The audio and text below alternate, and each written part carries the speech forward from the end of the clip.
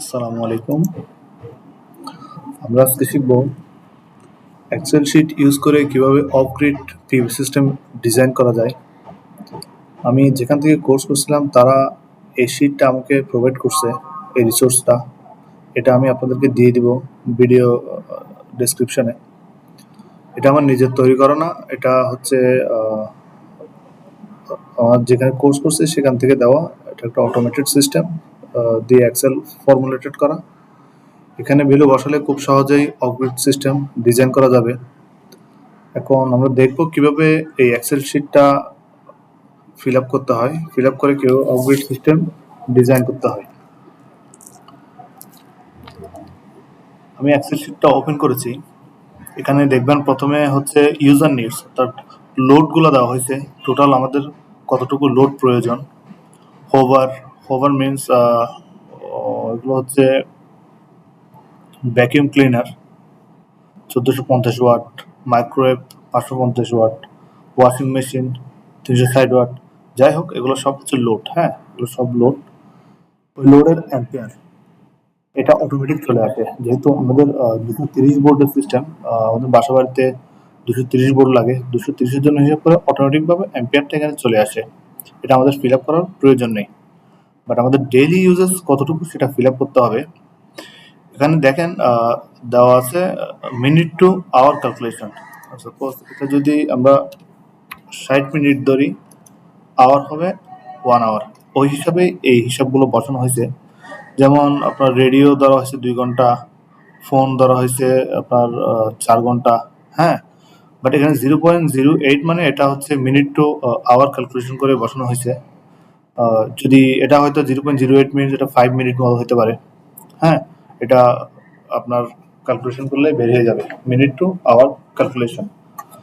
So daily uses আওয়ারের উপর ভিত্তি করে এবং ইন্ডিভিজুয়াল ওয়াটেজের উপর ভিত্তি করে এখানে টোটাল ইন্ডিভিজুয়াল এবং টোটাল কনজাম্পশনটা এখানে বের করা হয়েছে। সো এটা ওই হিসাবে আসবে। এখানে হচ্ছে 2221 ওয়াট, 2221 ওয়াট আসবে। এটা এটা কিন্তু এই হিসাব থেকে আসছে, টোটাল হিসাবটাই 2221 ওয়াট, 230 ভোল্টেজ।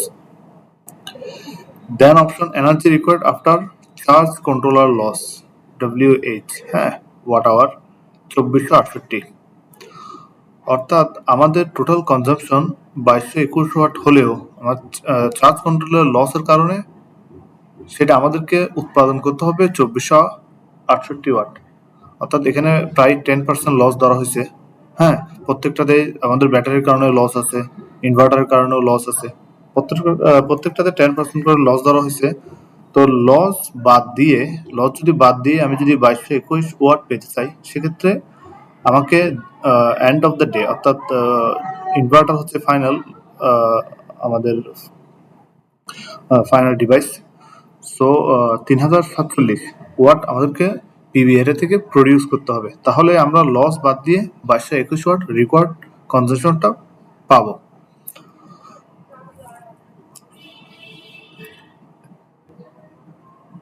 এখানে মিনিমাম ইনভার্টার রেটিং 3575 ওয়াট নেওয়া হয়েছে।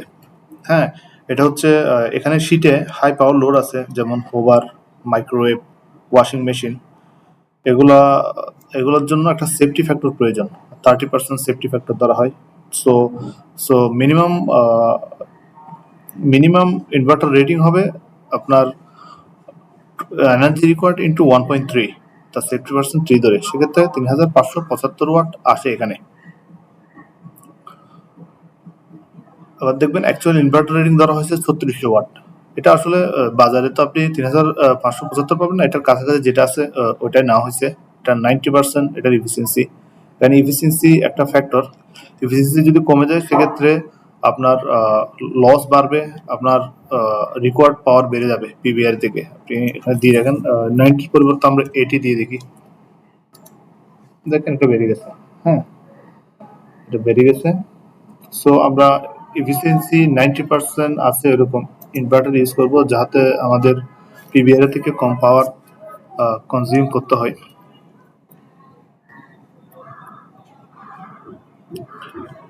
মিনিমাম ইনভার্টার ড্র অ্যাম্পিয়ার এটা হচ্ছে আপনার ইনভার্টারের যে রেটিং 3500 3575, সেটা ডিভাইডেড বাই হচ্ছে আপনার ব্যাটারি ভোল্টেজ।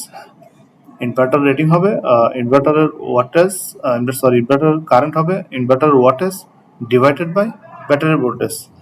এখানে আমাদের ব্যাটারি ব্যাংক একটা অপশন আছে, আমরা এখানে ব্যাটারি ব্যাংক ভোল্টেজ ইউজ করা হয়েছে 48, সো জন্যই 48 দিয়ে ভাগ দিলে এই ভ্যালুটা আসে 74.5 অ্যাম্পিয়ার আসে। এটা হচ্ছে ইনভার্টারের কারেন্ট এম্পিয়ার, ড্র এম্পিয়ার যেটা দেন মিনিমাম ব্যাংক ড্র এম্পিয়ার হচ্ছে ব্যাংক থেকে যে অ্যাম্পিয়ার ড্র হবে। হ্যাঁ, আমাদের সিস্টেম ভোল্টেজ কিন্তু ডোমেস্টিক ভোল্টেজ 230, তো আপনার 3575 ডিভাইডেড বাই 230, তখন আপনার 14.9 অ্যাম্পিয়ার আসবে। এটাও ঠিক সেম, এটা যেহেতু 3575 ধরে হিসাব করছে, এটা হচ্ছে আপনার 3600 ধরে হিসাব করছে এই রেটিংগুলো কাছাকাছি। হ্যাঁ, একটু রেটিং বাড়ছে বিধায় কারেন্ট রেটটা বাড়ছে। এখানে আপনি আহ, বাড়ায় কমায় দিলে কিন্তু এখানে ওয়াটেজ চেঞ্জ হবে। আমি একটা দেখাই, ধরলাম এটা আমরা হিসাবে ধরলাম না 0, সেক্ষেত্রে এদিকে খেয়াল করেন ওয়াটেজ কমে গেছে। হ্যাঁ, ওয়াটেজ কমে গেছে। তো এভাবে আপনি লোড বাড়াই কমে এখানে অ্যাড করতে পারবেন। ওকে, আমরা সেমই রাখলাম। Then panel bank, solar panel. হ্যাঁ, সোলার প্যানেল ব্যাংক, এখানে দেখেন একটা নোট দেওয়া আছে, bank it is a collection of one or more panels wired in series, banks are wired together in parallel. অর্থাৎ একটি ব্যাংক হলো এক বা একাধিক প্যানেলকে সিরিজে যুক্ত করে তৈরি একটা সেট। একাধিক ব্যাংক পরস্পরের সাথে এখানে প্যারালি যুক্ত থাকে। এখানে একাধিক প্যানেল যুক্ত হয়ে এখানে ভোল্টেজ হয়েছে 120। এখানে এখানে এমন না যে দুইটা প্যানেল, এখানে তিনটাও প্যানেল, 6টাও প্যানেল হতে পারে, 8টাও প্যানেল হতে পারে। অর্থাৎ এখানে প্যানেল যুক্ত, সবগুলো প্যানেল সিরিজে যুক্ত হয়ে, সিরিজে যদি প্যানেল যুক্ত হয় সেক্ষেত্রে ভোল্টেজ যুক্ত হয়, ভোল্টেজ যুক্ত হয়ে আপনার 120 হয়েছে এখানে। তো দুটা তারা সেম রেটিং এর নিচে, দুটা ব্যাংক, প্যানেলের ব্যাংক 120 ভোল্টেজ, এবং সেগুলোর কারেন্ট হচ্ছে 7.43 করে। সো ওয়াটেজটা অটোমেটিক ক্যালকুলেট হয়ে গেছে 892 ওয়াট। আপনি সেটা বারে কমায় নিতে পারবেন, বারে কমায় নিলে এখানে কিন্তু লোড কমে যাবে। এটা যদি 80 ওয়াট হয়, 80 ভোল্টেজের হয়, সেক্ষেত্রে এটা কমে যাবে। এভাবে আপনি কমায় বারে নিতে পারবেন 120। সো অ্যাভারেজ ভোল্টেজ 120 ভোল্ট যেটা আমরা দেখলাম, এবং টোটাল অ্যাম্পিয়ার 14.9, টোটাল অ্যাম্পিয়ার 14.9। আপনার প্যারালালি রাখলে কারেন্ট যুক্ত হয়, এবং সিরিজে রাখলে ভোল্টেজ যুক্ত হয়। এই দুইটা হচ্ছে প্যারালালি কাউন্ট করা, সেই জন্য 14.9 অ্যাম্পিয়ার। এই দুটো যোগ করলে 14, এবং 892 টোটাল পাওয়ার হচ্ছে আমাদের 1783।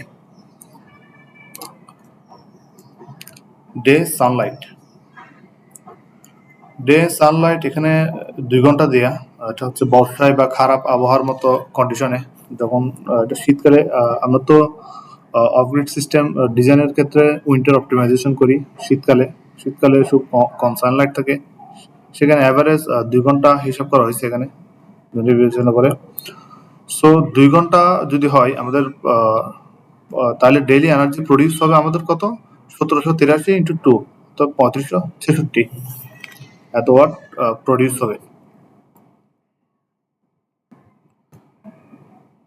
চার্জ কন্ট্রোলারের ইফিসিয়েন্সি নেওয়া হয়েছে 90%, যেটা আমরা আগের লোডিং দেখাইছিলাম। 10% আপনার লস, 90% ইফিসিয়েন্সি, সো 90% দেওয়া আছে এখানে। চার্জ কন্ট্রোলার অ্যাম্পিয়ার 37, এটা হচ্ছে total PV power by battery voltage.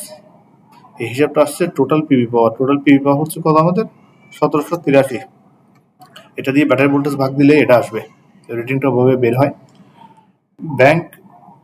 Bank average ampere 7.4, এটা হচ্ছে PVR power by load voltage.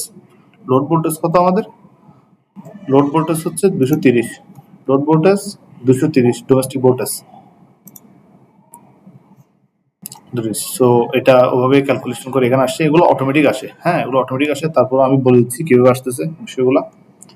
Then battery bank, এখানে আমাদের ব্যাটারি ব্যাংক নেওয়া হয়েছে 5টা, টোটাল ব্যাংক 5টা নেওয়া হয়েছে, ব্যাংক 1 2 3 5 4 5 70 এম্পিয়ারের। এখন এটা এমন না যে এখানে 5টা ব্যাটারি আছে, এখানে আসলে 5টা ব্যাংক আছে, হ্যাঁ ব্যাটারি কয়েকটা থাকতে পারে।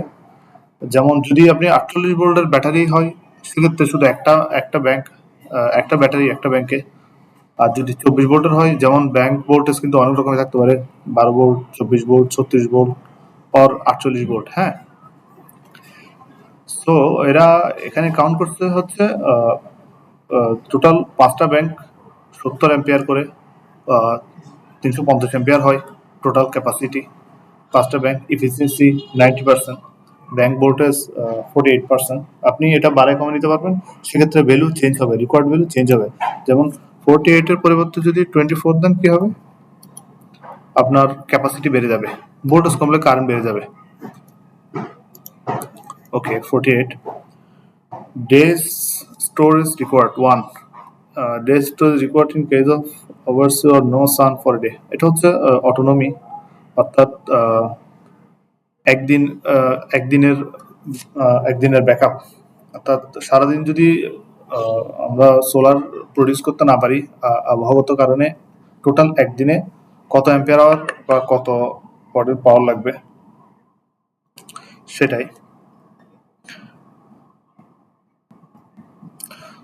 সিস্টেমে প্রতিদিন যে এনার্জি দরকার, হ্যাঁ লস বাদ দিয়ে, সেটা হলো এনার্জি রিকোয়ার্ড 3047 অ্যাম্পিয়ার আওয়ার। আমরা একদিনের ব্যাকআপ নিছি এখানে, 1 days।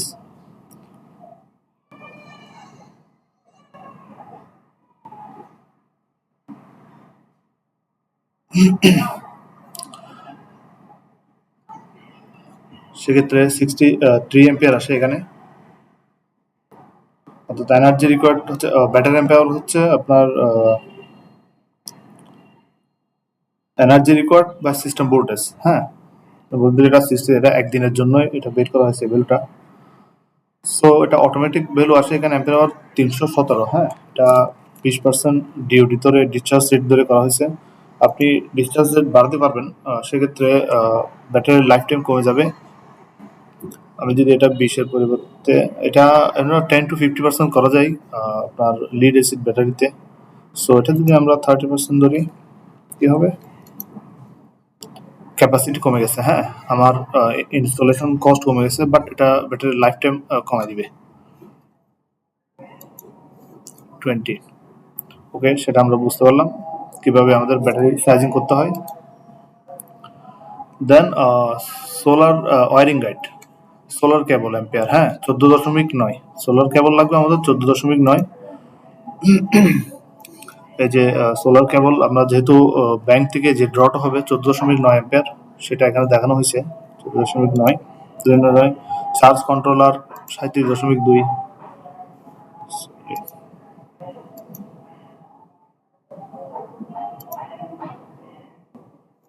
চার্জ কন্ট্রোলার অ্যাম্পিয়ার হচ্ছে 37.2।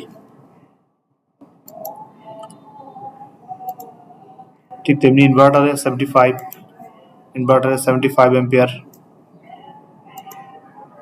ব্যাটারি ব্যাংকে 15 এম্পিয়ার। এই ক্যালকুলেশনগুলো করে রাখা হয়েছে ওয়ারিং সাইজের জন্য মূলত।